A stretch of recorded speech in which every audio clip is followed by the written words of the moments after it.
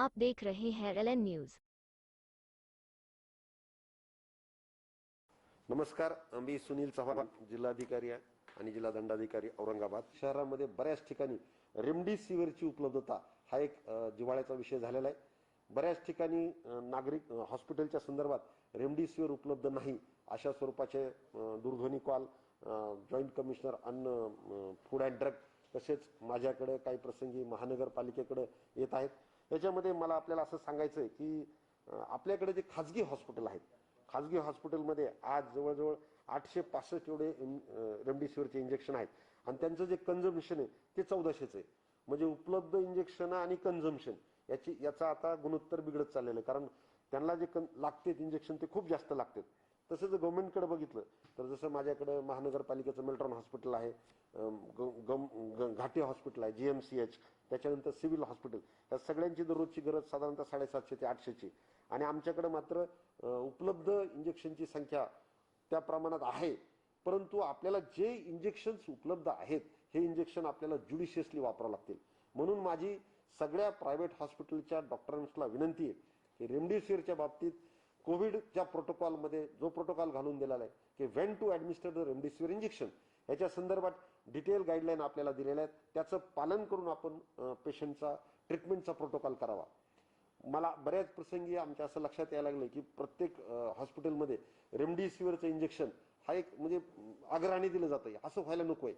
त्याचा जो प्रोटोकॉल घालून दिलेला आहे, त्याची पॉझिटिव्हिटी कधी आहे, त्याचा पॉझिटिव्ह रिपोर्ट कधी आलेला आहे, तो ॲडमिट कधी झालेला आहे, कोणत्या दिवशीपासून आपण त्याला ट्रीटमेंट सुरू करतोय, या सगळ्या बाबीचा आपण सारासार विचार करून करावा। कारण रेमडेसिवीरची उपलब्धता जिल्ह्यामध्ये आता जरी असली तरी हे आपल्याला फार काटेकोरपणे आणि काटकसरीने वापरावं लागणार आहे। कारण जर आपण याच्यामध्ये अशा प्रकारे जर मुक्त हस्ते रेमडेसिवीरचा वापर केला तर जशी तुम्ही बघा इतर जिल्ह्यामध्ये रेमडेसिवीरच्या बाबतच्या आरडाओरडा सुरू आहे किंवा त्याच्याबद्दलचं नागरिक फिरतायत अशा प्रकारचं चित्र येते, तसंच चित्र आपल्या जिल्ह्यात निर्माण होईल। म्हणून मला सगळ्यांना हॉस्पिटलच्या ॲडमिनिस्ट्रेशनला विनंती करायची, खास करून खाजगी, की त्यांनी रेमडेसिवीर देत असताना कोविड-19 प्रोटोकॉलचं निश्चित पालन करावं आणि ज्यांच्याकडे रेमडेसिवीर आउट ऑफ स्टॉक झाले त्यांना पेशंटच्या म्हणजे जिथं सिरियस पेशंट आहेत त्यांना रेमडेसिवीर देणं खूप गरजेचं आहे, अशा पेशंटच्या बाबतीत त्यांनी जर जिल्हाधिकारी कार्यालयाकडे किंवा joint commissioner food and drug यांच्याकडे जर ॲप्लिकेशन केलं तर त्याची छाननी करून नक्कीच म्हणजे डिस्ट्रिक्ट ॲडमिनिस्ट्रेशन मार्फत आपल्याला योग्य पद्धतीने म्हणजे उसनवार तत्वावर रेमडेसिवीर दिलं जाईल। रेमडेसिवीरच्या बाबतीत बरेचसे नागरिक अर्ज घेऊन जिल्हाधिकारी कार्यालयाकडे येतात, वैयक्तिक नागरिक सोबत आधार कार्ड लावतात, अर्ज घेऊन येतात। ही व्यवस्था निश्चित अशी नसणार आहे। आपण ज्या हॉस्पिटलला ॲडमिट आहात किंवा तुमचा पेशंट ज्या हॉस्पिटलला ॲडमिट आहे त्या हॉस्पिटलच्या प्रशासनामार्फत किंवा त्या मॅनेजमेंट मार्फत जिल्हाधिकारी कार्यालयाकडे रेमडेसिवीरसाठी अर्ज करणं अपेक्षित आहे। कुठल्याही नागरिकांनी वैयक्तिक रेमडेसिवीरची मागणी जिल्हाधिकारी कार्यालयाकडे करू नये। वैयक्तिक नागरिकाला रेमडेसिवीर देणं जिल्हाधिकारी कार्यालयात शक्य होणार नाही, कारण आपल्याला जे रेमडेसिवीर द्यायचं याचं फूड अँड ड्रग मार्फत तपासणी होणार आहे त्याच्या अर्जाची, त्याच्या मागणीची। तर हे करताना तो अर्ज त्या हॉस्पिटल प्रशासनामार्फत देणं आवश्यक आहे। परंतु हे देत असताना पुन्हा रिपीट करतो की ते फार काटकसरीने, माझ्याकडे हा स्टॉक लिमिटेड आहे, त्याच्यामुळं कुणालाही रेमडेसिवीर उपलब्ध होईल अशी शक्यता नाही।